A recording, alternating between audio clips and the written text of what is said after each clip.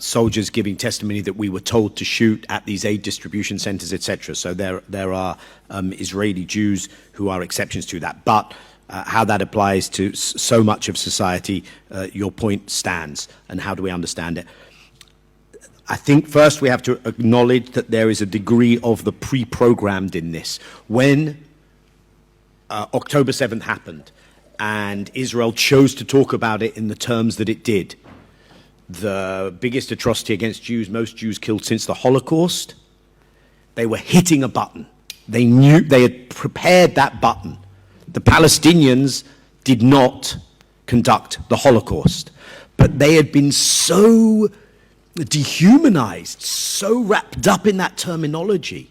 Yes, there was trauma, but there was learned trauma. Israel built so much of its identity on we are persecuted, these are the modern day persecutors, that you just hit that button. Secondly, you then saw a society that became so pumped up. I mean, when hopefully we can look in the rearview mirror at this, but we'll be looking at such horrors, you know, the role that some of the media played. Read Awa Madawi today in The Guardian, just going through the statements. I mean, it's an opinion piece, so it's obviously not Guardian editorial policy. But she actually sets out what Channel 14 has done.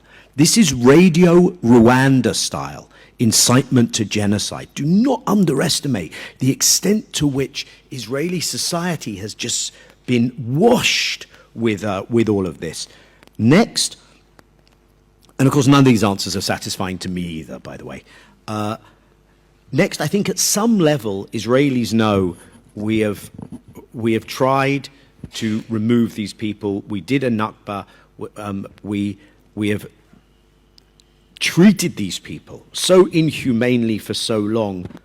Of course they're going to rise up. We have to finish this.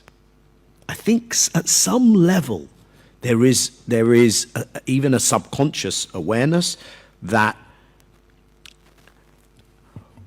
I'll say it in grand terms, but I'm kind of saying that it plays out in ways in people's heads. The very existence of Palestinians is the challenge to the completion of the Zionist project. That the Zionist project comes in place of the Palestinians.